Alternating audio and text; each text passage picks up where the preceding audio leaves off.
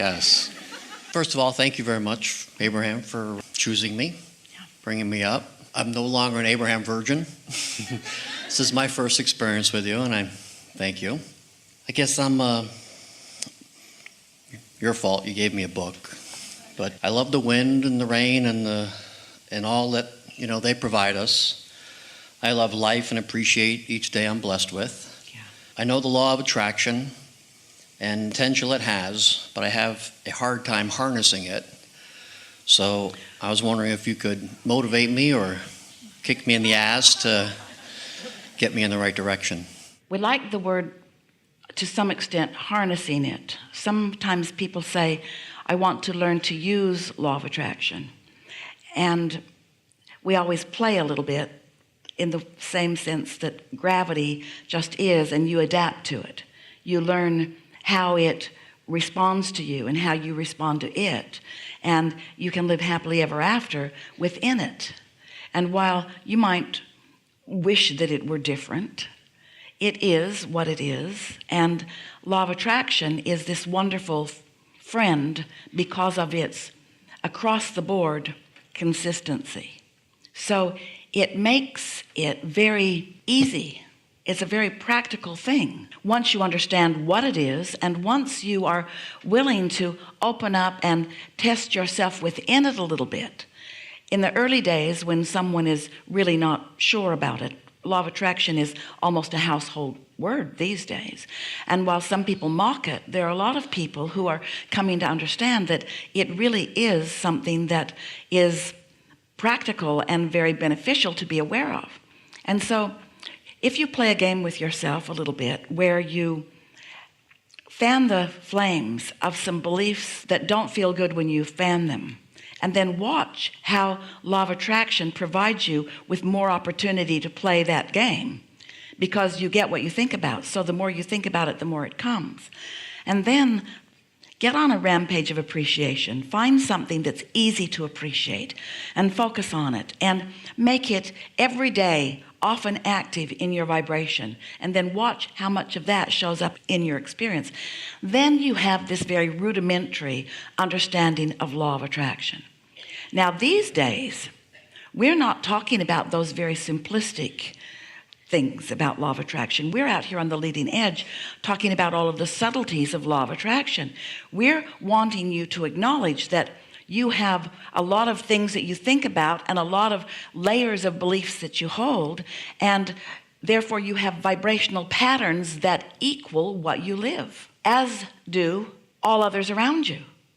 Everyone has these vibrational patterns that their outward life reflects, because the manifestation that everyone wants, and the manifestation that we're reminding you that even the leading edge wants, this manifested moment that everyone is wanting, is full of the evidence of what's going on vibrationally. As source energy adds the longevity and the balance and those things that you were talking about, the earth spinning in its orbit and the water that is able to move itself around the planet, the consciousness that is in the food so that it continues to refurbish. You just have to stand back in utter appreciation of what's going on this very well constructed and well tended planet of yours, as it continues to replenish and renourish and renew and continues to be.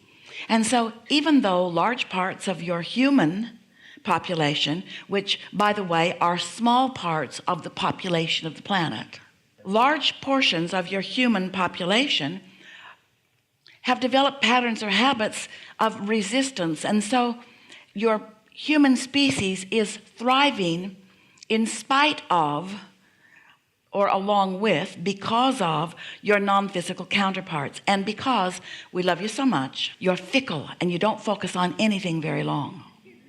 And that's a good thing, because if you have the ability to get negatively focused on something and stay there collectively for a long period of time, you could pinch yourself off effectively enough that you could cause real hardship planetarily. But the balance of your planet is such that the most you can do is just mess up your own experience, really, because the well-being is so much stronger and more powerful. So speaking of this law of attraction, some of you realized it for the first time in this week's conversation and last, as we are saying to you that law of attraction is responding to any offering of any vibration.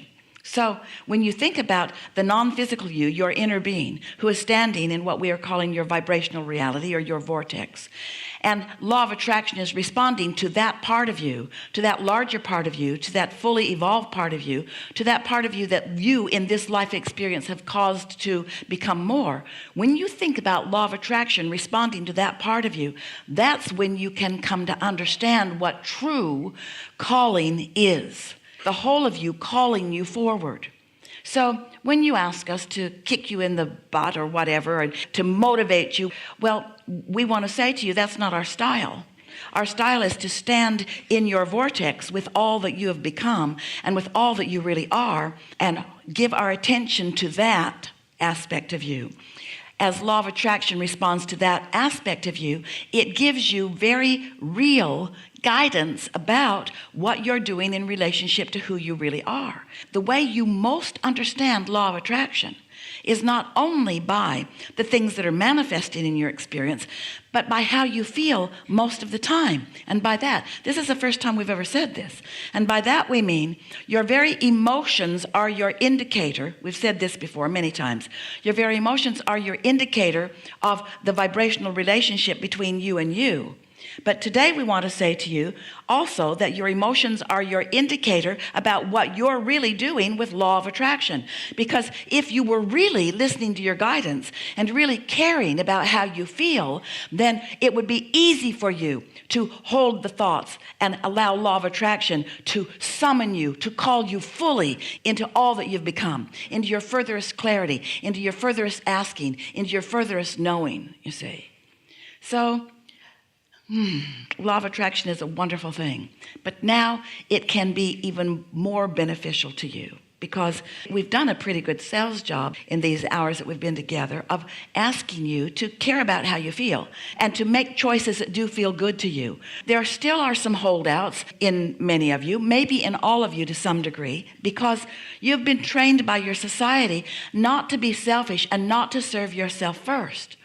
But we want to say to you that if you don't learn how to serve yourself first, which means align with who you really are, then without that version that law of attraction is responding to, then you're standing out there working against yourself. And then it feels like the world is beating up on you. Then it feels like you're not blessed when you are. Then it feels like you're not wise when you are. So we adore law of attraction because of its consistency and because of its fairness. We also adore law of attraction because of its power to continue to replenish civilizations and enterprises and eternalness. Yes? Yes. Something more specific you're looking for? Nope, that was it. Very good. But I do want to say thank you for the sacrifices that you as Esther have made so you can allow for us to receive these. You know, Esther would tell you, and we would say it for her, not one sacrifice ever. Yeah.